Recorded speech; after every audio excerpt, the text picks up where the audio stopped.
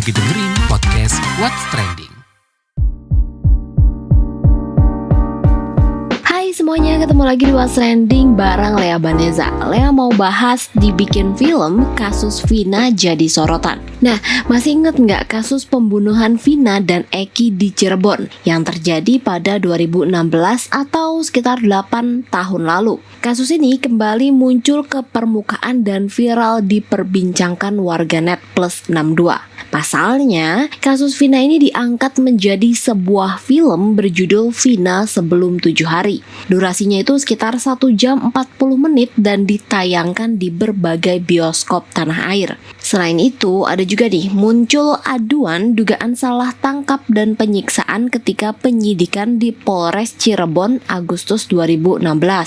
Jadi awalnya nih ya, kasus kematian Vina dan Eki ini disebut-sebut sebagai akibat kecelakaan. Tapi kasusnya ini berlanjut dan diketahui bukan sekedar kecelakaan, melainkan meninggal akibat penganiayaan berat hingga kekerasan seksual. Nah, saat itu polisi berhasil mengamankan 8 terduga pelaku dari 11 tersangka pembunuhan, sementara 3 lainnya masih buron nih.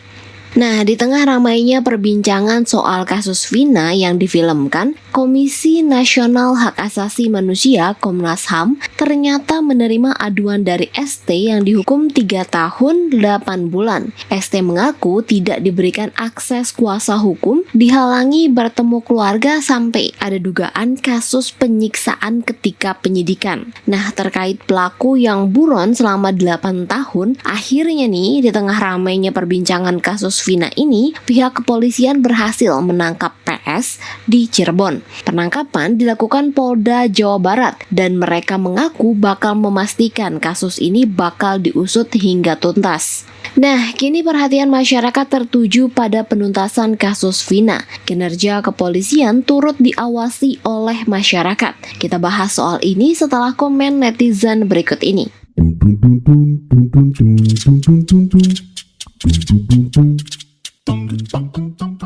Yang pertama komentar dari @abaxx. Waduh, kalau sampai salah orang dan terbongkar, bakal repot urusannya. Lanjut @anxx. Ya secara logika, kejadian udah 8 tahun berlalu, baru gerak saat viral di mana-mana, lalu gercep buat nangkep. @ylxx. Semoga Allah yang mengungkap semua kebenaran pelaku Kak Vina ini dengan sejarah-jerahnya. We can trust anyone else here without some cake. @suxx. Jika salah tangkap, selama 8 tahun itu sudah menghancurkan masa depan putra bangsa ini. Masa waktu itu tidak ada data empiris melalui forensik kalau memang pemerkosaan dan pemukulan? Seharusnya ada data empirik, bukan dengan kerasukan. Dan foto kebersamaan, jangan konservatif. @isxx. Korban salah tangkap tuh nyesek banget. Mereka disiksa, dipaksa ngaku padahal gak ngelakuin. Mungkin beliau terpaksa pura-pura mengaku karena gak kuat nahan rasa sakit pas disetrum. Semoga bisa mendapatkan keadilan seadil-adilnya. @coxx. Udah 8 tahun tapi 3 orang itu masih belum ketangkep. Padahal udah ada 8 orang yang ketangkep. Masa masih gak bisa nemuin sisanya yang 3 orang itu? Gak mungkin kan peralatan polisi Indo sekuno itu sampai-sampai gak bisa nangkep 3 orang selama 8 tahun. @txx. Emang di daerah situ juga rawan kecelakaan. Lampu jalan kadang nyala, kadang enggak. Dan saya juga salah satu yang pernah kecelakaan daerah situ. @oxx. Nangis pagi-pagi dengar suara Vina cerita. Semoga tenang di sana ya Vina dan Eki. @rafaelrohxx. Semoga diusut tuntas kasus Vina ini. Mari doakan yang terbaik. Yang terakhir @megaxx. Filmkan penculikan aktivis 1997-1998. Kasus Vina dan Eki diungkit lagi karena difilmkan dan viral. Sebaiknya anak bangsa dan seniman membuat film dokumenter kasus penculikan aktivis 1997-1998 supaya Gen Z tahu, viral, dan bisa diusut tuntas.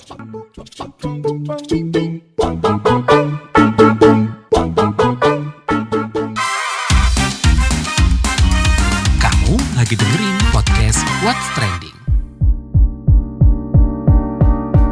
Soal penangkapan PS yang 8 tahun buron, modus, serta barang bukti baru yang ditemukan, kita simak pernyataan Kabid Humas Polda Jawa Barat, Kombes Julius Abraham Abbas. Barang bukti, selain barang bukti yang sudah ada di dalam putusan pengadilan, ditemukan barang bukti baru hasil penggeledahan di rumah orang tua tersangka PS alias Perong alias Robi Irawan. Modus operandi melakukan tindak pidana turut serta melakukan pembunuhan berencana dan turut serta melakukan perbuatan kekerasan, memaksa anak melakukan persetubuhan dengannya terhadap korban atas nama Rizky dan atas nama Vina dengan menggunakan alat berupa kayu, batu, dan senjata tajam sampai meninggal dunia. Undang-undang dan pasal yang dilanggar, pasal 340 KUH Pidana, junto pasal 55 ayat 1 ke 1 KUH Pidana, dan pasal 81 ayat 1 Undang-Undang RI nomor 35 tahun 2014 tentang perubahan atas Undang-Undang RI nomor 23 tahun 2002 tentang perlindungan anak, junto pasal 55 ayat 1 ke 1 KUH Pidana dengan ancaman pidana mati, seumur hidup, dan paling lama 20 tahun. Kami dari Polda Jabar meyakinkan bahwa Polri akan terus melakukan penuntasan perkara ini secara profesional, bekerja secara prosedur, dan menggunakan metode ilmiah atau scientific crime investigation.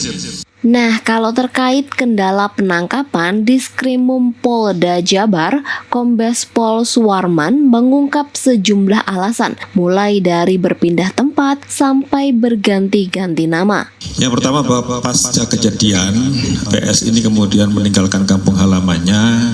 Dia pergi ke Katapang sebagaimana tadi dijelaskan oleh Pak Kabid Humas.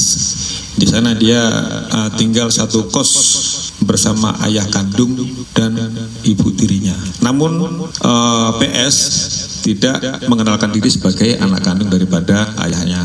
Di sana dia mengaku sebagai keponakan, demikian juga bapaknya mengenalkan ke pemilik kos bahwa PS adalah keponakannya. Hal ini dikuatkan dengan keterangan pemilik kos yang sudah kita minta keterangan. Demikian juga nama sudah diganti, bukan lagi PS tetapi menggunakan nama Robi. Yang kedua, kenapa kita sulit untuk menemukan ini, bahwa tidak ada satupun pelaku lain yang berani menerangkan bahwa PS itu ini orangnya. Padahal mereka tinggal di satu lingkungan, bahkan ada teman sekolah ataupun teman bermain. Jadi kenapa kesulitan kita selama ini seperti itu? Karena memang saksi yang berani menerangkan itu belum ada. Akhirnya kita ajak bicara para tersangkanya sudah vonis dari hati ke hati, mereka menerangkan bahwa PS adalah ini orangnya. Sehingga kami bermudah untuk melakukan pelacakan. Itu mungkin ada alasan lain dari para tersangka ya, apakah memang dia melindungi ataupun PS ini sejauh mana sepak terjangnya di kalangan mereka, ada yang bilang takut dan sebagainya. Jadi ketakutan dari mereka saja, tidak berani menerangkan PS ini orangnya. Sehingga itu mempersulit kita untuk melakukan pelacakan. Dan menurut keterangan dari kepala lingkungan atau RT di tempat tinggal di mana PS berada juga, manakala PS ini pulang ke rumah juga sering menggunakan masker sehingga berusaha mengelabui lingkungan. Nah, dia kemarin pergi dari Cirebon sekitar tanggal 15-an ke Bandung menggunakan masker juga sama menurut keterangan dari kepala lingkungan yang ada di Cirebon. Menanggapi ini, anggota Kompolnas Albertus Wahyu Rudianto memuji kerja keras pihak kepolisian yang berhasil menangkap satu DPO berinisial PS. Namun, dia juga memberikan catatan kinerja kepolisian atas kasus ini. Ini pelajaran yang sangat berharga. Karena 8 tahun didiamkan pasti banyak masalah. Jadi pertanyaannya, selama ini lalu ngapain saja? Ngapa setelah diviralkan baru kerja keras? Jadi saya apresiasi akhirnya dalam waktu singkat bisa tidak menangkap satu DPO. Tetapi tolong pelajaran lain kali kalau ada masalah dituntaskan sampai tuntas. Jadi jangan sampai berkembang seperti ini. Saya kira poinnya di situ poinnya. Iya, evaluasi kinerja. Karena sebetulnya kalau lihat prestasinya ini, secara kompetensi kan polisi kan mampu, Mbak. Dia punya kemampuan kan. Tapi ketika lama tidak diurus sampai nggak tuntas, berarti kan ada kekurang seriusan. Maksud saya, setiap masalah tolong disikapi dengan serius, dituntaskan, sehingga tidak terjadi seperti ini. Karena sekarang seperti pengadilan netizen, karena ini sekarang jadi netizen yang mengadili polisi kerja atau tidak. Jadi ini evaluasi satu hal prestasi, satu hal harus jadi bahan koreksi diri. Ya. Jelas ini menjadi atensi publik, Mbak. Saya baca ribuan komentar di netizen, itu menunjukkan bukti ke publik itu aware dengan persoalan ini. Jadi polisi jangan main-main dengan ini, karena yang ngawasi bukan hanya Kompolres tapi juga masyarakat. Nah, terkait kinerja kepolisian dalam menuntaskan kasus Vina dan dugaan salah tangkap dan penyiksaan, kita mau obrolin bareng pakar di bidang kriminologi dan kepolisian, juga ex-komisioner Kompolnas dan anggota Ombudsman RI, Adrianus Meliala. Ketika ada yang memfilmkan dan memviralkan, dan ini lalu menjadi semacam penekan bagi kepolisian untuk menyelesaikan kembali 3 kasus DPO tersebut gitu. Dan segera terlihat bahwa dalam 1 minggu saja setelah kasus tersebut viral, lalu kemudian 1 DPO kemudian ketemu. Dapat diduga bahwa kalau begitu DPO yang kedua dan ketiga juga tidak akan lama ya, dan akan segera ketemu dalam waktu yang tidak terlalu lama. Buntut penayangan dokumenter Burning Sun Exposing the Secret K-pop Chat Group, stasiun televisi Korea Selatan KBS mengancam menuntut BBC. KBS mengklaim ada kesalahan informasi yang diungkap BBC soal stasiun televisi itu memaksa dan menekan korban dari Jong Jun-yong.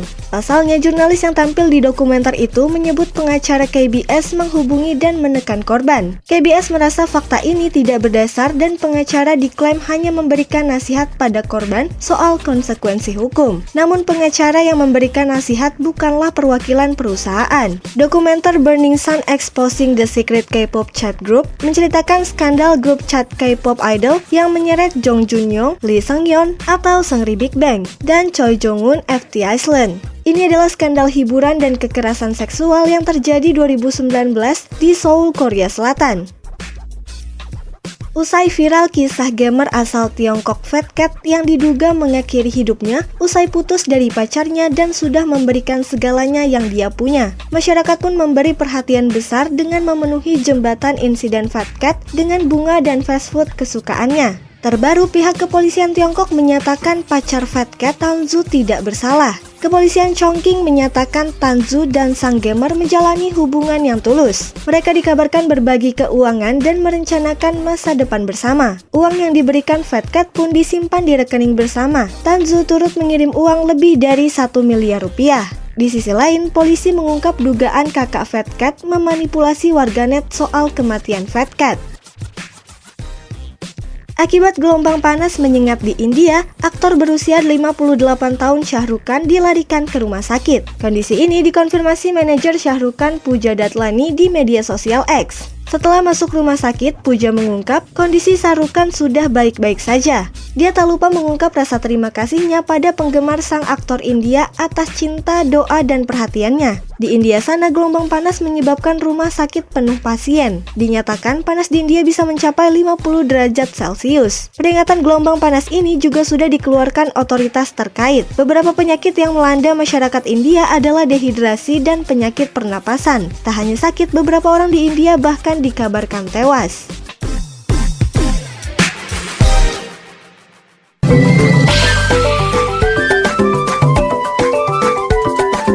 WhatsApp Indonesia. WhatsApp Indonesia kita mulai dari Ciamis, Jawa Barat.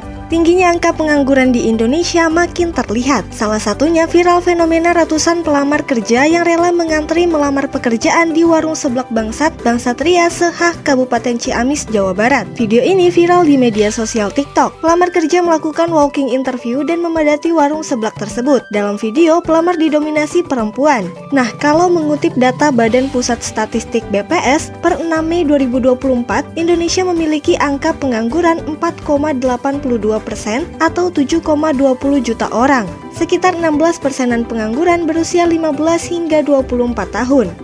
Selanjutnya ke Padang, Sumatera Barat. Imbas banjir bandang, Kepolisian Daerah Sumatera Barat melarang seluruh masyarakat berkendara dari arah Padang menuju Bukit Tinggi melintasi Jalan Lembah Anai. Pengumuman ini disebarkan pemerintah Provinsi Sumatera Barat yang menutup jalan tersebut. Dikabarkan Provinsi Sumbar masih memperbaiki jalan setelah banjir bandang. Kepala Bidang Humas Polda Sumatera Barat, Komisaris Besar Dwi Sulistiawan, mengimbau masyarakat tidak nekat melewati Lembah Anai demi keamanan dan keselamatan. Peringatan ini dikeluarkan lantaran masih ada warga yang nekat lewat, padahal alat berat masih mengerjakan perbaikan. Terakhir kita ke Magelang, Jawa Tengah. Presiden Joko Widodo mengajarkan pentingnya pelestarian sejarah saat mengajak cucunya Jan Etes dan La Lembah Manah ke Candi Borobudur, Magelang, Jawa Tengah. Tak hanya berkunjung dengan cucunya, Jokowi juga ditemani Wakil Presiden terpilih 2024-2029 Gibran Rakabuming Raka dan istrinya Selvi Ananda. Jokowi dikabarkan memberikan pemahaman terkait candi dan pentingnya pelestarian situs sejarah ke cucunya. Tak hanya berkunjung, Jokowi juga sempat mengecek pengaturan pengunjung di Candi Borobudur. Pemandu dari Kementerian Pendidikan, Kebudayaan, Riset dan Teknologi Heri Setiawan mengatakan Jokowi memberikan sambutan baik dan tanggapan positif soal pembatasan jumlah pengunjung. Lantaran Jokowi tak ingin jumlah kunjungan ke Borobudur mengakibatkan kerusakan. Demikian WhatsApp Indonesia hari ini. Terima kasih ya sudah menemani Lea dan mendengarkan podcast What's Trending. Jangan lupa terus dengarkan podcast What's Trending di kbrprime.id dan aplikasi mendengarkan podcast lainnya. Lea Baneza mau pamit dulu. Stay safe and happy. Bye-bye. Kamu lagi dengerin podcast What's Trending.